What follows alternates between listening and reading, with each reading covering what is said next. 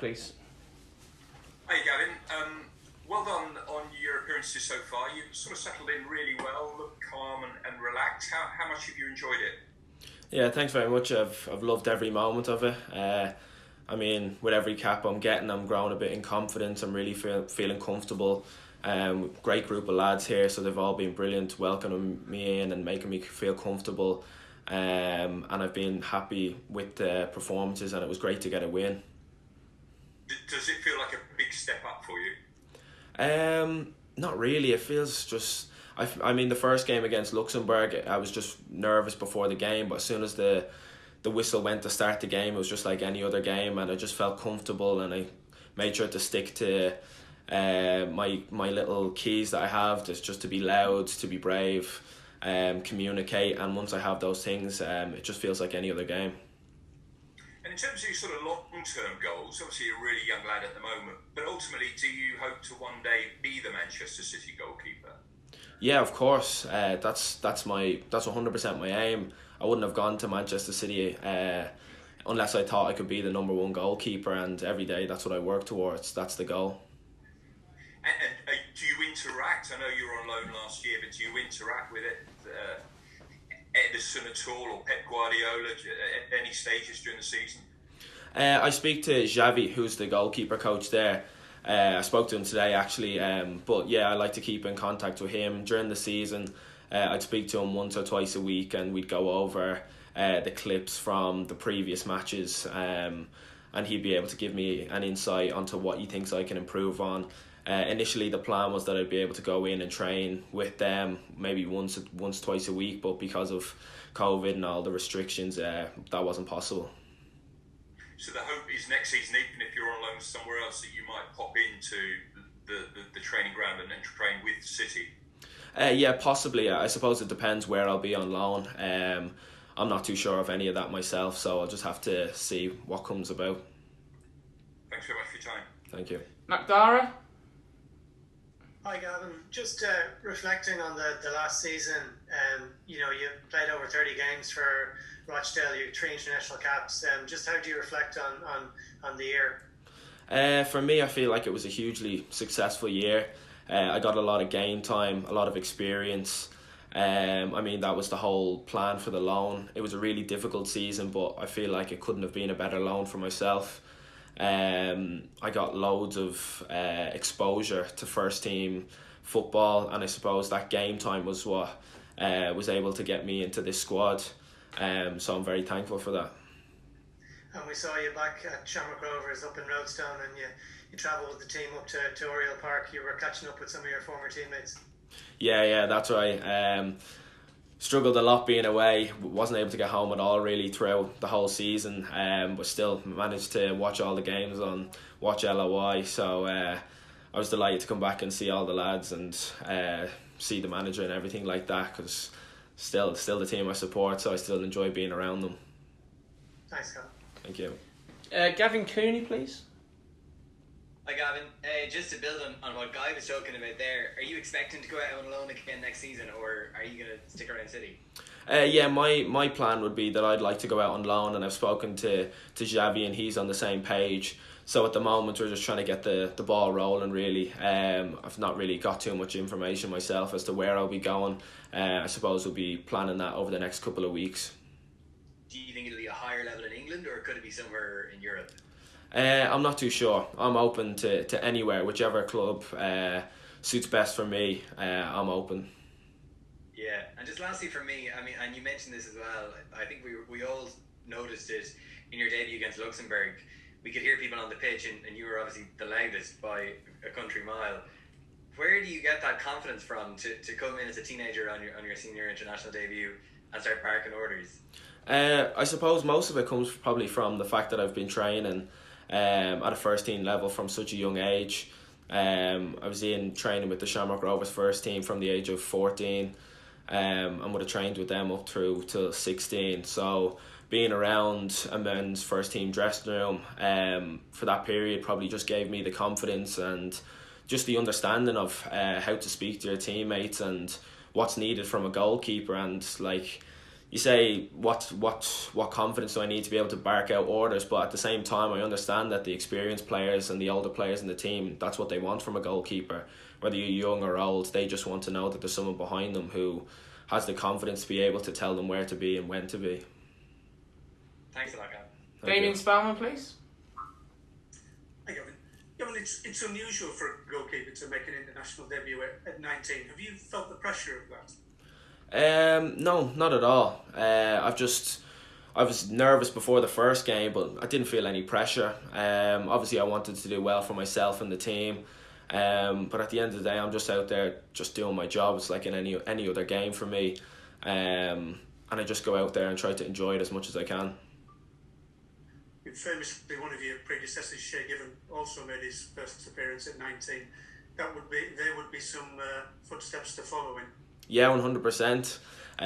Growing up, Shay and Darren would have been my massive idols, watching them playing for Ireland, and that's my goal, to try and follow in their footsteps, as you said. Thank you. Good luck. Dan McDonnell. Hey Gavin, how are things? Gavin, Brian Murphy, like he said recently in an interview, and I think he might have actually repeated this a couple of times, that he felt after the last international break that you needed a bit of a breather. I mean, was that, and hence that's why you didn't play in the run-in? Like, was that something you felt yourself? Was your sort of, had the exertions of those 30 plus games sort of taken their toll? I mean, it was my first experience of playing first team football, and I had been playing a lot of games up to then, and I can understand. Bri did come and speak to me, and he did mention how he wanted to give me a rest, and to be fair, working with Jay Lynch, who was the other goalkeeper, he'd been brilliant all season with me, and Brian came and spoke to me and spoke to him and said that he felt he deserved the chance to get some game time after sitting out for so long, and I completely understood that.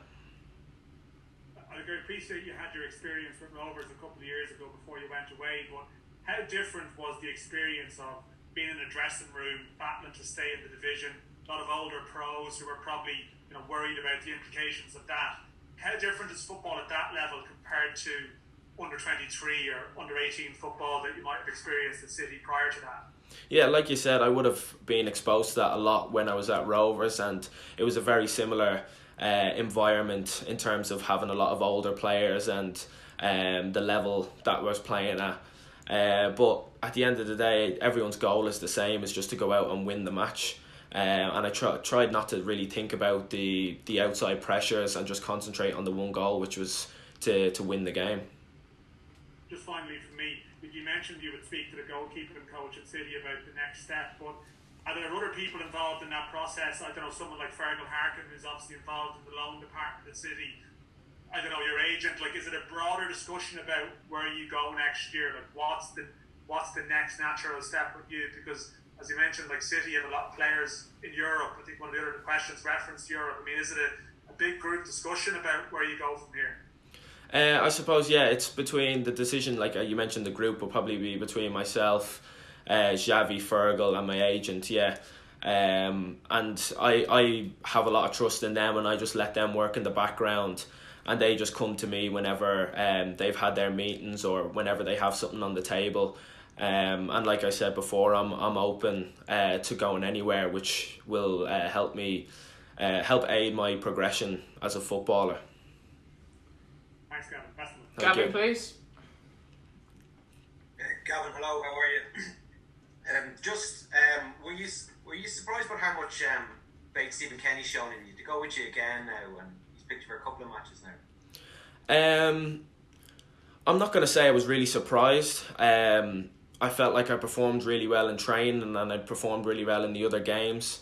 But I'm really thankful and grateful for the confidence that he's shown in me. And all I can do is go out there and perform as best as I can and to the highest level that I can, and just continue to show that I'm reliable and I can perform. And Manchester City don't sign someone who can't distribute or play football, but how important is that part of your game? It applies to Ireland as well. You can almost start the attack. Yeah, 100%. It's definitely the new era of goalkeeping. Goalkeepers being able to play with their feet and to be able to be comfortable playing from the back and have the tactical knowledge to know when and where to play. So that is definitely a massive strength in my game, and I hope to keep building on it. Come on, thanks. Thank you. Dave Kelly. Hi, Gavin. How are you? Hi, how are you? Good. Just following on from the last points, just in terms of Stephen Kenny, I wonder, has anything been said to you in terms of a pecking order? Obviously, Dan Randolph isn't involved in this group of players, but has anything been said in regard to that, or where do you feel you now are in that goalkeeping pecking order? No, nothing's really been said. Like I mentioned before, I'm just coming in, training as hard as I can, and put myself in the manager's eye to be able to available to get into the team to play. The group, Dean Kiley, Mark and Queeveen, has been brilliant to work in. It's a really good environment, and I think we all push each other on to be as good as we can be. And you mentioned Queeveen there. Would you have any advice for him in terms of potentially getting out next season and getting more games? Because obviously, like you, he's at a big club. I know he has played some games for Liverpool, but it's obviously going to be very difficult for him to get regular game time with Alisson there. I mean, like, the decision's not up to me, but in my personal opinion, yeah, it was a brilliant experience for me to get out and get so many games. Especially, like I said, at Rochdale, I had a lot of situations where, like, there was games where I was having to make a lot of saves or had a lot of the ball, and I feel like every game I improved a lot or had a lot to learn.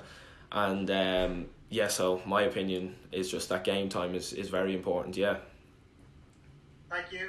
And we'll end with Philip Quinn. Thank you, Kieran. Gavin, what was your take on the Andorra goal? Was there an inquest into how it came about? No, not really. I suppose we were focusing a lot on the good things we did in the game. Obviously, it was disappointing to concede. It was, yeah, like I said, it shouldn't have really happened.